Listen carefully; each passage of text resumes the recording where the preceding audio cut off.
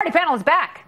Dave, Nan, and Adam. I will start with you, Adam. Great. So, who do you think has scored more points, and what can Republicans do right now to turn things around? Because the Democrats are just sitting back and resisting, and they don't have to do much, they have the upper hand. This is payback for the do-nothing Congress that effectively shut out Barack Obama. They're saying, hey, now it's our turn. As far as the 2% who were swayed as opposed to the 89% who weren't, shouldn't be a surprise because that's what's happened right now. We've all gotten so polarized. But let me give you a number that puts it all in perspective and how stupid, how absurd this whole thing has gotten.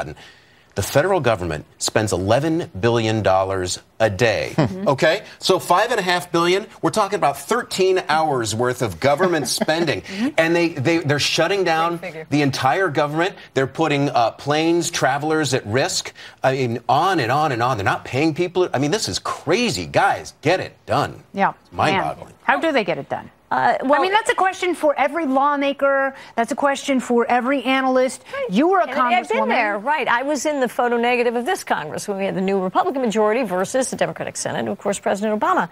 And in an impasse like this, that is so high profile at this point, basically it's going to be lost first. You know, that's whoever blinks, right? It's, right. The winner will be determined by the one who Zero-sum game. Exactly. So it's a game of political chicken.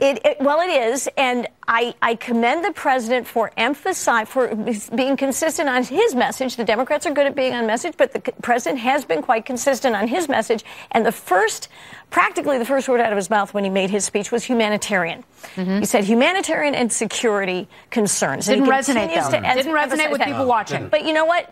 But Kennedy, I will tell you that this is the kind of thing, political rhetoric is the kind of thing that you just have to repeat over and over again. He should stick to this. It's politics on both sides, but he has the better case. I don't think he's going to be able to change it because I think this is the hill he has chosen to die on. But is this political suicide for him if he keeps the government shut down?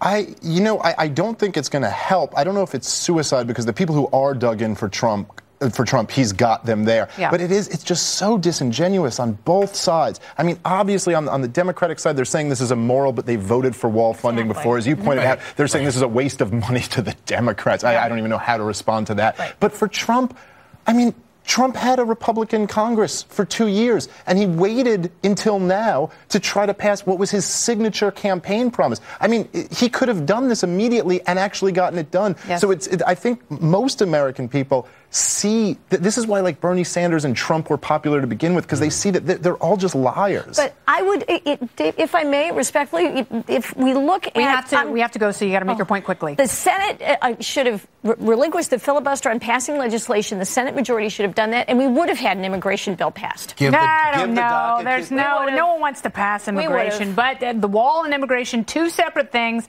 I don't think and this DACA Congress should can be on the table. Yeah, and we're not hearing enough about that. Put the Lindsey Dems Graham on the tried spot. with Joe Manchin. Agree. We'll see what happens. Thank you so much, Adam, Nan, and Dave. Exactly. Great to see you. Coming up, AG